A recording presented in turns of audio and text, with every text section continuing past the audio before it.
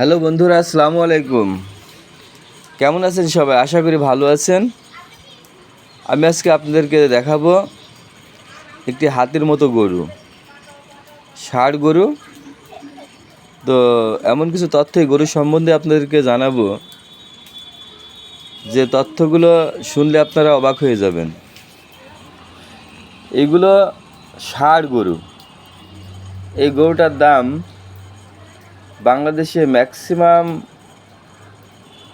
4 থেকে 5 লাখের মতো। গরুটার গায়ে 11-12 মণ মাংসই আছে। আসলে বলা বাহুল্য, এই ষাঁড় গরু দেখতে পাচ্ছেন এই হোটেলের যত উচ্ছিষ্ট অংশ ফেলে দেওয়ার মতো খাওয়া দাওয়া, সেগুলো হোটেলওয়ালা রেখে দিয়েছে, সকালবেলায় বের করে দিচ্ছে। এই গরু আপনি এই আলিপুর শহরে যদি ঘোরেন, অন্তত পক্ষে 50-এর উপরে আপনি পাবেন, 100-র কাছাকাছি। তো সবগুলো এত বড় না, এর থেকেও হয়তো আরও কিছু কিছু আছে, সেগুলো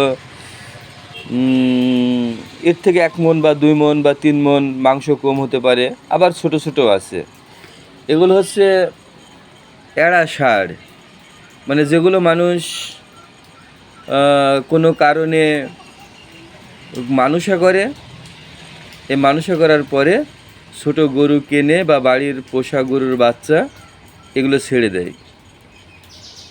এই ছেড়ে দেওয়ার পরে এগুলো সারা শহর খেয়ে বেড়ায়। এর নির্দিষ্ট কোনো মালিক নাই, কেউ ওদের দেখাশোনাও করে না। তো কেউ ওদের থাকার জায়গাও দেয় না। এরা শহরের ভিতরে বিভিন্ন স্থানে যেখানে ভালো লাগে সেখানে যায়। মেঘ বৃষ্টি হলে যে কোনো দোকানের সামনে সেখানে শুয়ে থাকে। এই রাস্তার উপর দিয়ে দেখুন যাচ্ছে, মনে হচ্ছে একটি হাতি, মানে হাতির মতো। তো এ যাবে, যত গাড়ি ঘোড়া আসবে ওকে দেখে স্লো করবে, ব্রেক করবে। তো এই গরুটি আপনারা দেখতে পাচ্ছেন এই পার থেকে ওই পারে যাচ্ছে। ওই এক এক দোকানের সামনে গিয়ে দাঁড়াবে। শতকরা মোটামুটি 95 জন মানুষই ভালোবাসে এবং খেতে দেয়। আমার সামনে আসলে আমি বিস্কুট টিস্কুট দিই।